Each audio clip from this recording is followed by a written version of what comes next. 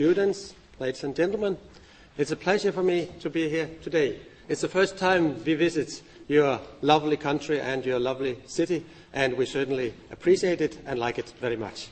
So it's a pleasure to be here today, also because I really like to share the experiences we have on introducing renewables in the small country where I come from together with you.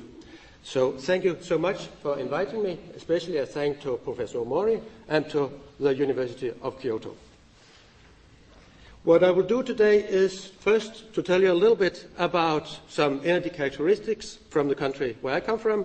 Then I'll move on to say a little bit about how we have introduced renewables in Denmark. And then finally, I'll tell you something about where we are heading. So let's start. Let's see if it works. Yes, it does. Okay. I come from a very small country, Denmark, as you can see here in the middle up here. We are only 5 million people, so we are much smaller than you are in Japan, and much smaller than Germany as well. And of course, in a European context, we are only a little puzzle in a big puzzle play. So, but nevertheless, I think when we look into renewables and environment, we have done quite much. Actually, Denmark is taking part of a larger Nordic power market, and I just show you this picture because it is a little bit important to understand how we actually have been possible for us to integrate that much renewables as we have. Denmark is shown down here. We are part of a larger Nordic area where we have Norway, Sweden and Finland, and together we are actually one common power market. So when we have no bottlenecks, actually the power price will be the same within this large area. Then we have close connections also to Germany down here. And actually, you can say that we are actually moving into, if not a common power market, then something that will be very close to a common power market for a large area in Northern Europe within the next few years. And of course, part of the reason for that is that we have some strong interconnectors. We have strong interconnections with Norway, with Sweden, with Germany as shown as well. And then these interconnectors are actually, they have that large capacity so we can actually totally cover our total peak in the power system with imported electricity if necessary. At the time being, we are considering another line to Norway. We are actually considering a line to UK, which is situated over here. So as you can see, part of these interconnectors are actually becoming due to that we need to integrate our renewables. But I'll come back to that. So a little bit upon the development of energy in Denmark. This is actually the gross energy consumption developed from the beginning of the 80s, beginning of the 80s until now. And as you can see, we have almost kept a stable gross energy consumption all over the years. Now the dependence on oil has gone a little bit down. We have some natural gas. Coal is gradually being phased out, and we are introducing some more renewables. And at the same time that we have kept this gross energy consumption stable, then we have actually succeeded in increasing our production in industry, our gross domestic product, as shown on this one, by quite a large number actually. Until now, this was only until 2005, but as you can see, we have increased by 80% by here. But until now, it's almost doubled compared to 1980. And at the same time, as mentioned, we actually has kept our gross energy consumption at a stable level. So for that reason, I believe that it has been possible, although we are a small country, it has been possible for us to decouple the energy growth with the economic growth.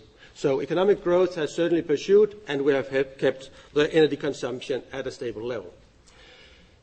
Now, the four dominant sectors in Denmark, and I think it's almost the same picture everywhere. Of course, we have households, we have trade and services, we have industry, and we have transport. And most of them actually has been quite stable in terms of share of the total gross energy consumption.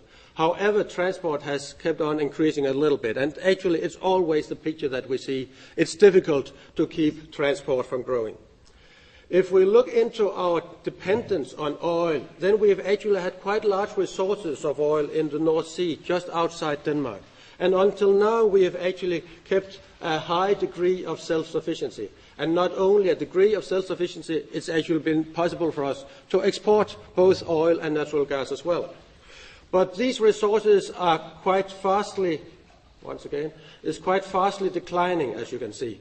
The oil consumption is going down, natural gas is going down as well, and by the year 2015, we actually expect that we are going to have a net import of oil and natural gas. So that's one of the reasons that we need to look into other possibilities for energy resources. And actually, we've done that for quite a long time. If we look into the three cornerstones of Danish energy policy, then first of all, we have energy conservation. I think we've done pretty well in energy conservation. I think it's actually the same picture we see in Japan. You're doing pretty well in energy conservation as well.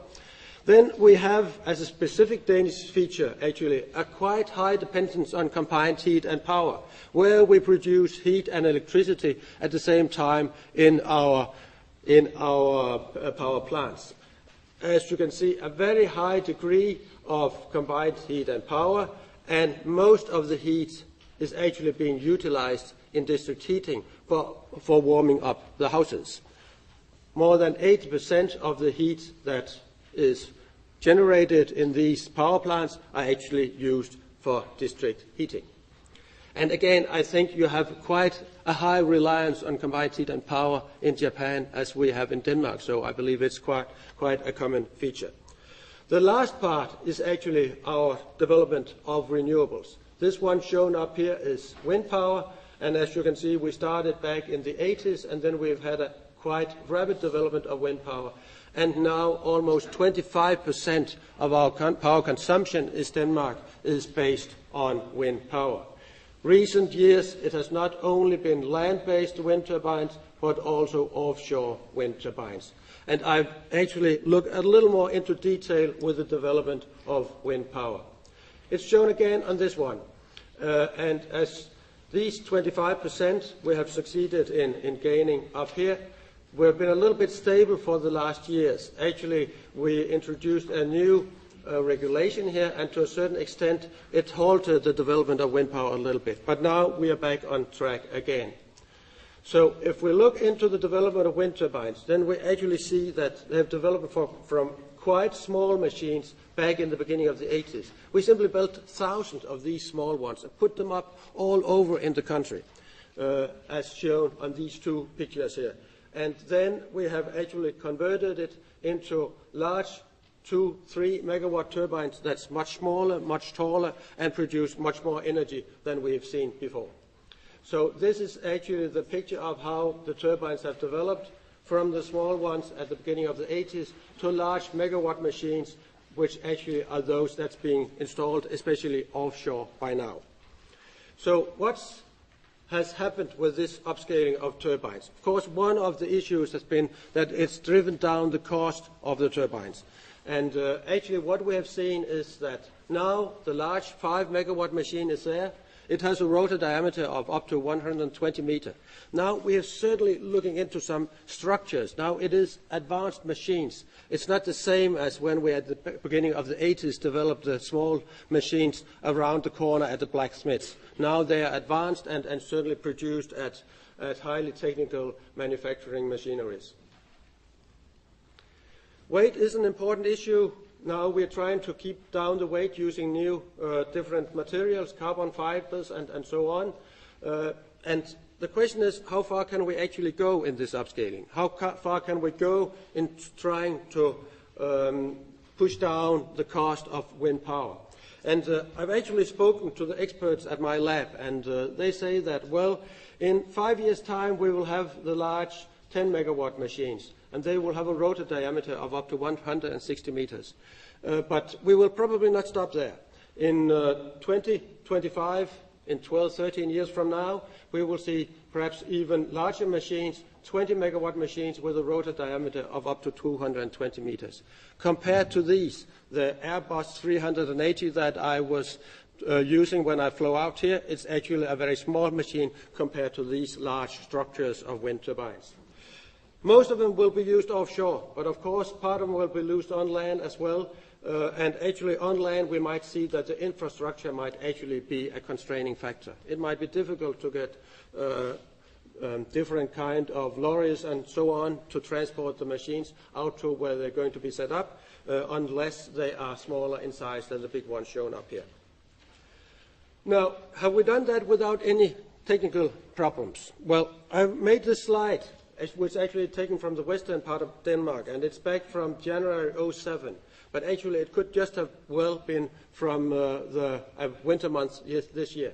And I've taken the total wind power production, as you can see up here, subdivided by power consumption in the area. And it means that when we have more than 100%, then we actually produce more power with the wind turbines than we can utilize ourselves in this area. So we have to export it. So it means actually that up here, over here, we force an export to Germany and to Norway in these cases. Until now, I must admit that we have done that without having any technical problems. But of course, it has some problems, you might say, and especially in relation to the marketplace. If we look at this month, actually we achieved approximately 44% of all power consumption in Western Denmark. It was covered by wind power. And for total Denmark, we actually had an average of 36%. So it's quite impressive figures, actually. And as mentioned, these are actually what we see in the winter months in Denmark also today. Now, moving on to the market power issues, let's just have a look. Down here again is shown a picture where I have the capacity of wind power. This is for December 2010. This is almost at the peak. And if you look at the consequences for the prices at the markets, it's shown at the upper level up here. The black one is actually for the total market, together with the Nordic countries and so on. So this is the total market price, shown in black. And as you can see, there are some variations. But most variations we find from the Denmark West area, where we have all these wind power installed. Then when we have the peaks of wind power, very large production of wind power, then you can see the price is actually going down, shown here as shown over here as well. And actually a market feature is that by now it's possible to have negative prices at the market. So when we have too much power in the system, then actually the price can turn negative. And it means that all those generating power, it might be a conventional power plant, it might be a wind turbine, they are actually losing money if they produce at that time.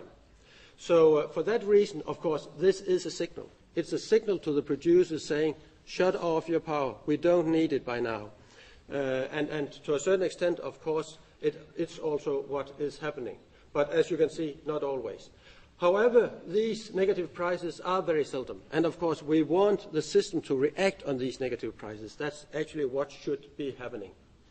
Now, let's move to the way we actually have managed to integrate this different kind of renewables and how we have put up our support schemes in Denmark. Actually, I have 4 requirements to the support scheme. The first one is that it should promote the effective development of renewables. We should have a strong promotion of renewables, a strong development of these renewables. The second one is that it should be attractive to entrepreneurs and developers, because there's not so much competition with it in this area. And for that reason, it's very important that we get a low risk so we can attract as many possible investors as possible. And at the same time, this low risk will imply the lowest cost for society at large. My third requirement is that one thing is that it should be attractive to investors. It means a fairly high feed-in tariff, for instance. At the other side, the support scheme should make it possible to drive down the cost of new renewable technologies. I think this is immensely important because at the end, of course, if renewables are going to play a large role in our system, then they should be competitive to other kinds of plants.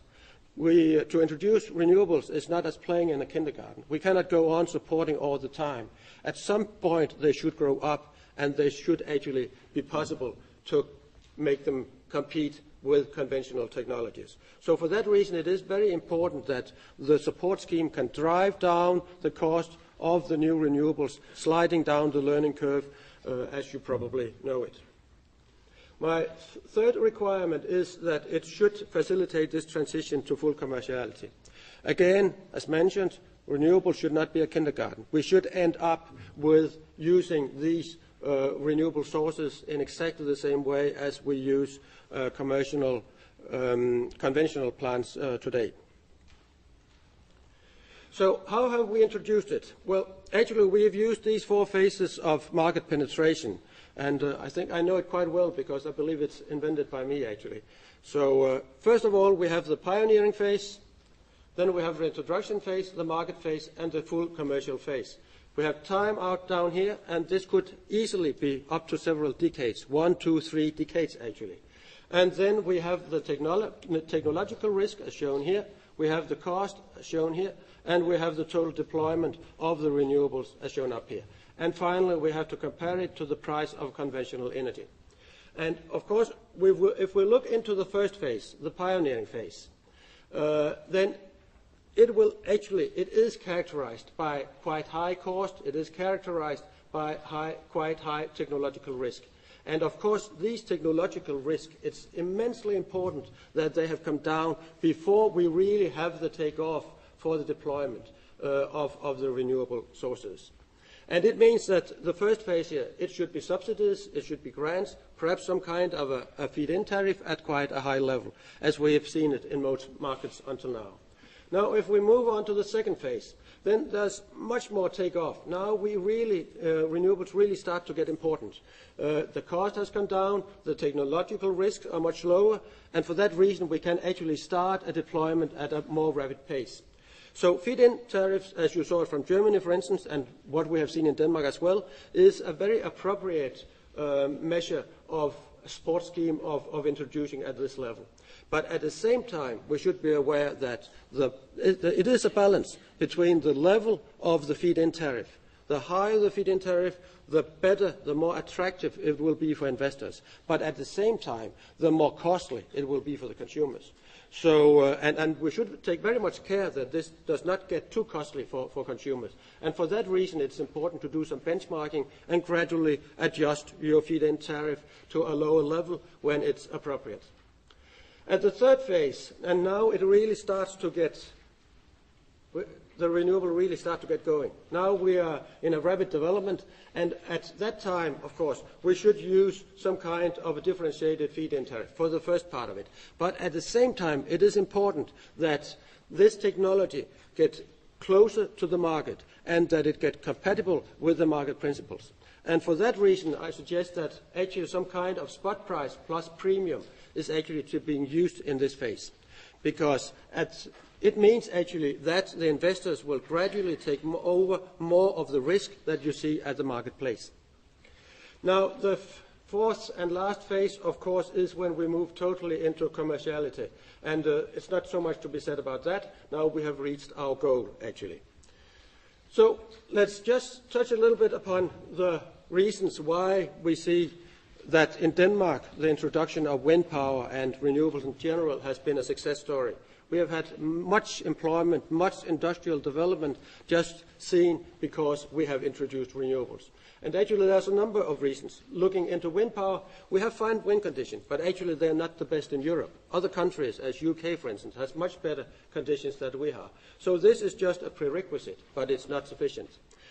Right from the start, we got a very strong and positive involvement from the government. And I believe that was really important because from the investor viewpoint, it is important that they can believe in that when we set a feed-in tariff, then it will actually going to continue the lifetime through for the technology in view.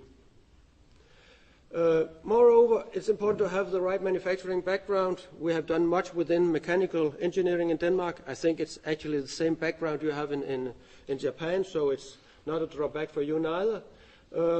We have a very pioneering spirit. Actually, we have had wind power for a long time, and it might be one of the reasons that actually we have had a strong public acceptance in Denmark. So almost all over the country, we have seen that people believe that wind power is the right way to go, and not very much opposition. And finally, we've had a good deal of luck, and the last part should actually be mentioned as well, because it is important now and then. Now, just a few pictures from some of our offshore development. The Horns Reef was one of the largest offshore developments that we made. As you can see, large vessels being used offshore for putting up the turbines.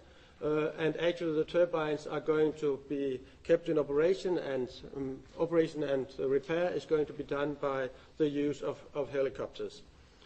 Concerning the offshore development, we have in Denmark made a quite extensive plan on looking at the Danish waters, because of course there are different interests in the waters around us, just as you probably have in the waters around Japan.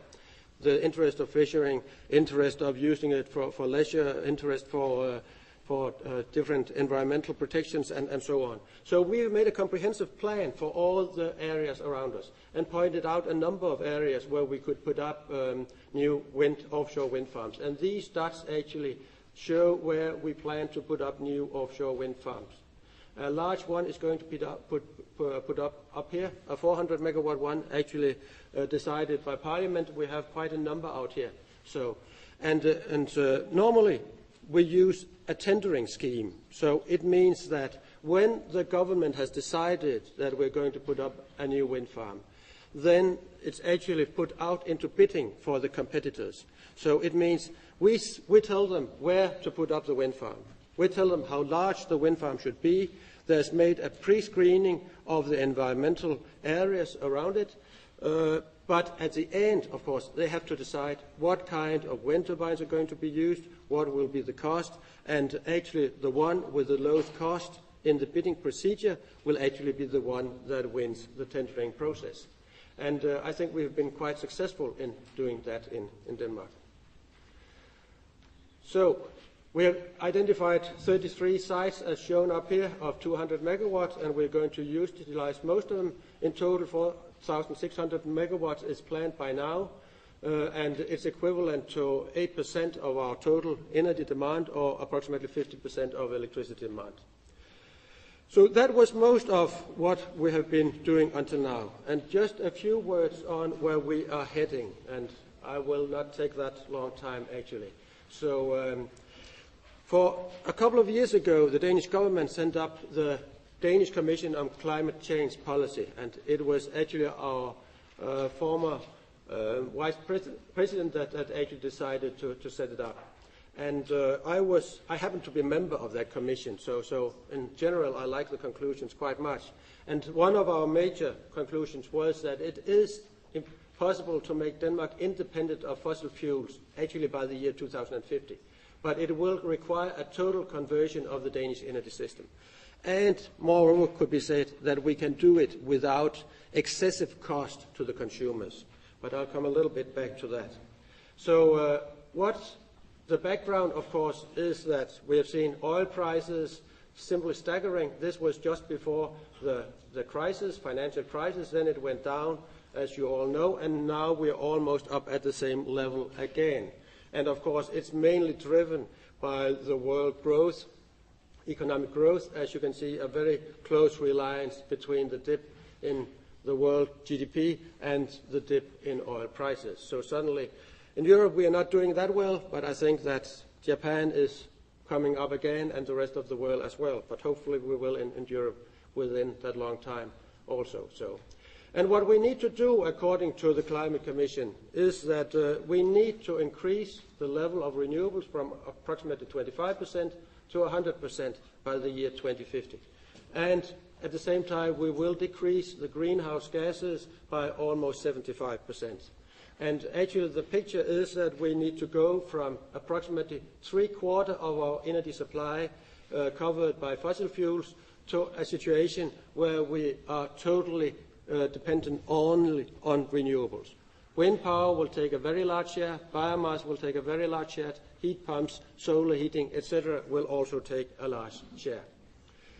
And what we will see of the major trends is mostly that in the future the energy system will be very much more dominated by electricity than we see today. Most of the new technologies will be electricity producing. So that will be a very dominant change compared to today. Of course, the intermittent sources, solar, wind power, and so on, will have a much larger role to play. And actually, the wind power capacity that we have in Denmark will have to be 6-doubled. We have approximately 3,500 megawatt today, and according to the plan, we're going to have 18,000 megawatt at least by 2050. And barrier might be the resource of biomass, because when the wind is not blowing, of course, we will need something else as backup in the system. We have our neighboring countries, Norway, Sweden, and so on, but nevertheless, we cannot make sure that their hydropower can always help us. So we will need a kind of biomass backup. And finally, we will see radical changes in the transport system. And it might be electrical cars, for instance, but we don't know that by now. And actually, this plan from the Climate Commission was taken up very seriously in the Danish government. So they made their own plan. And actually, this plan was just passed through Parliament not more than 3 weeks ago, and 95% of the Danish Parliament actually voted for the new energy plan. So it just says that not only Parliament, but the Danish society is really ready to go for this radical change in the energy system in the future. And how does it look, the government energy plan? Well, first of all, we need to go from the fossil fuels out here to the renewables as shown over here in 2050. And actually, we have 4 steps in the plan. And by 2020, it's just 8 years from now, then we have to have that 50% of the Danish power consumption should be supplied entirely by wind power. Today we have 25%, so only 8 years we have to double this share of wind power. It's certainly a challenge, but at the same time the Danish TSO, transmission system operator, tells us that it is possible. The next step is actually by 2030 there will be used no coal in the Danish power plants, and there will be no oil furnaces. As you saw on some of my figures before, we had quite a reliance on coal still, but nevertheless it will be totally phased out and everything will be on renewables. And by 35, all heat and power is supplied by renewables. So what is lacking in 2035 is only the transport areas, and that will actually be taken care of in the last 15 years. So by 2050, the entire Danish energy consumption will be supplied by renewables. So I think we are a little bit more ambitious than you saw for Germany. So although they are very ambitious in Germany, we are a little bit in front in Denmark, and we are happy to be that actually. So, but it is an ambitious schedule, and at the same time it could be said that, well, the Danish government, the Danish population, the Danish country as such, society at large is behind it. And of course it will cost a little bit more, but the scheduled cost, estimated cost by 2050 says that it can be done for something like 100 euros per family per year in 2050. And it should be within reach actually to do so. And that will actually end my presentation. Thank you very much for your attention.